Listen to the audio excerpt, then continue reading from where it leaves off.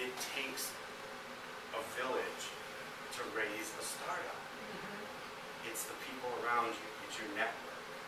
And we all have a responsibility to reach out, make our startup the best we can, and also when you get that call from someone else that says, do you know somebody in this company because what I'm working on might be interesting to you? Or do you have 15 minutes to have coffee so I can bounce an idea?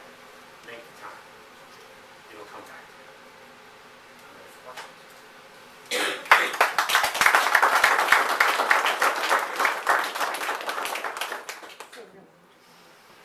Really? He was that good? Okay. There's a schedule of events for a small period of time. Do you have that for everybody, like a kickoff this weekend? I think? Yeah, so for the Be Here project specifically, Saturday, we've got a mapping project. A bunch of us are going to come together. We're going to go through the data. We're going to take a look at what we can refine, what we can add to downtown to add to richness, whether it's walking around and taking photos and adding those to the various profiles, whether it's confirming data, whether it's even potentially adding some of the businesses that are on the second and third floors in some of the larger buildings.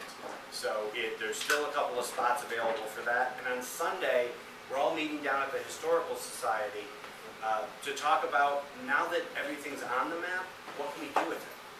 You know, I mean, the Clifford Brown Jazz Festival with a whole map of trails of different musical venues you could go to, or the art loops on, you know, First Fridays, all of which enhanced by the digital maps. There's a lot of ideas. We've talked about midnight urban frisbee golf and all kinds of crazy stuff. So, we again, Urban bipolar. I'm not that smart. So, there's a lot of ideas. I'm sure now that we got the basic wiring down. And the hours for Saturday and Sunday What's the website that they're all 10 to posted 1. on is 10 to 1. downtownwilmingtonde.com. Yep. Yeah. You can find out you can find all the details about how to find them on Twitter, us on Twitter, all the other places as well. Other questions? One more, anybody? One more? A comment at all? Just a comment. Honestly, that's great. I mean, I know a lot of my favorite country guys in here really relate to all the stuff you were saying. But it's great to have stuff like this. Wes, thank you so much, and Steve. Yeah. Cool. Thanks, Jen.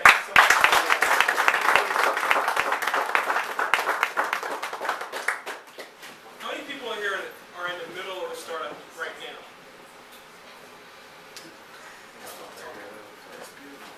Give a hand clap for yourself, matter of fact. Hopefully everything Jay had to say hit home. Maybe confirmed some things, maybe contradicted others. Contradictions are better, so hopefully we had a few. Moving into our next person. We only got 4 people left, so for those that like, when's this end? 4 people. Count down in 5 minutes. So now we have Alan here. I know you guys have probably been looking to see what the heck this thing is. We'll go ahead and explain. I'll I've try. read a little bit about it. Somebody turn this on for me.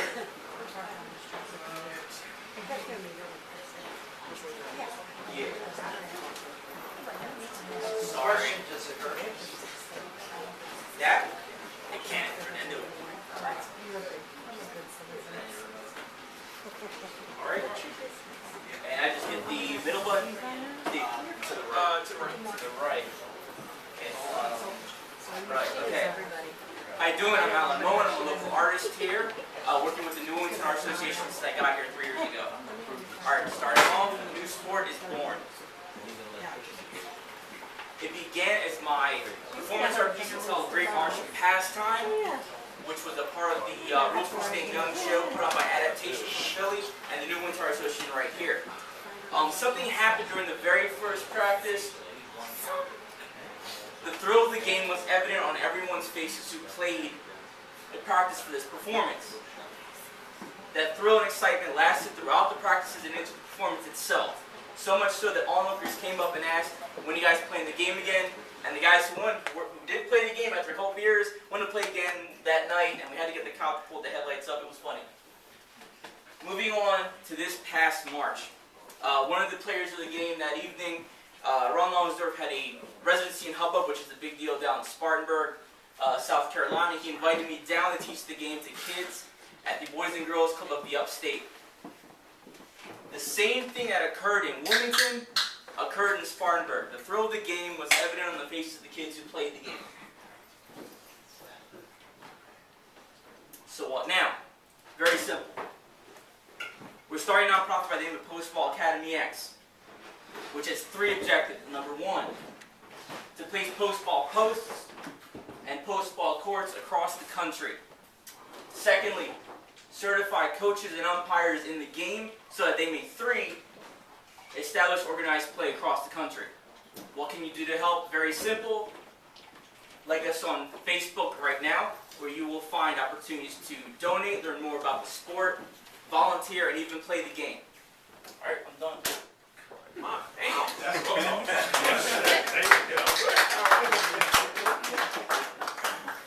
Alright, what?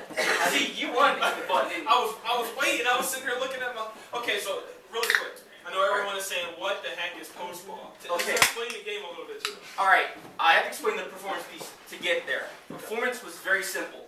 What happens to baseball? Well, I have a sci-fi background to start off with. What happens to baseball when astronauts are forced to play it during 6-month-long trips to Mars when they got nothing else to do? They can't use bats. A ball through the hole destroys a ship. So instead of the pitcher pitching towards the batter, the pitcher pitches towards whatever is around, and the batters are just runners now running around the actual form, which is the post. So in essence, it goes from a batter-pitcher relationship to a pitcher-runner relationship. And so, as you saw in one of the, just go back to where it is. See how I'm taking longer to cover this? Should I go here? Go back, go. Keep going back. Keep going back. Right here.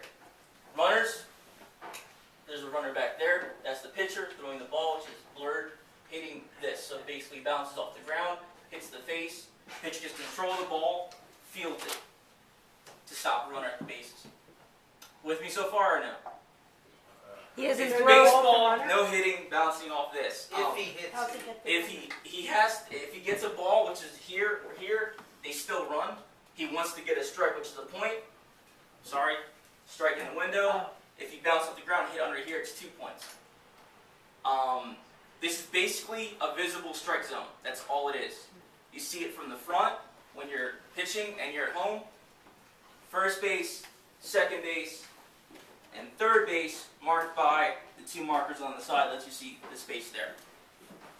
So is the pitcher playing against the runners? Yes, the pitchers and the base people, like in baseball, are playing against the runners. So there's another team on each Exactly. base, just like in baseball. Okay. Yep. Go ahead. So, I'm assuming you have a patent pending on this, or? Not yet. Okay, so how are you kind of securing this idea? Ultimate Frisbee was not secured. UFC was not secured. All right. Sport isn't like ordinary business. People learn the sport, they bust their ass, they care about it. That's basically it. Okay. That's why it's a nonprofit angle. Put these around with instructions next to it. They play, they give a shit. That should be your like tagline. Tagline is right here. Our tagline is clubs make leagues, players make clubs, and Postball Academy X makes players. Ah, All nice. right, All go. right, great. And on that note, Mr. Stone. Thank you. That's intriguing. I just want to play just to see what I can do. Because I have no idea. Like us on Facebook. Yes. It sounds like a preset, man. There you go. Boom. Next Tuesday, or one of these Tuesdays, every Tuesday and Thursday, we play basketball at Lovering Avenue basketball courts. If anybody wants to bring their A, B, C, D, E, F, or G game. You didn't go far enough for me, but that's okay. Sorry, real quick. One of the ways we're going to do courts is by refurbishing basketball courts. So the court system is actually laid out on a basketball court size. No longer. You have walked out of the fellowship. So really quickly, next guy we got coming up here is Mr. Zach Phillips. He's new to the area and he's new to the coin loft. He has a lot of exciting stuff to talk about. I do.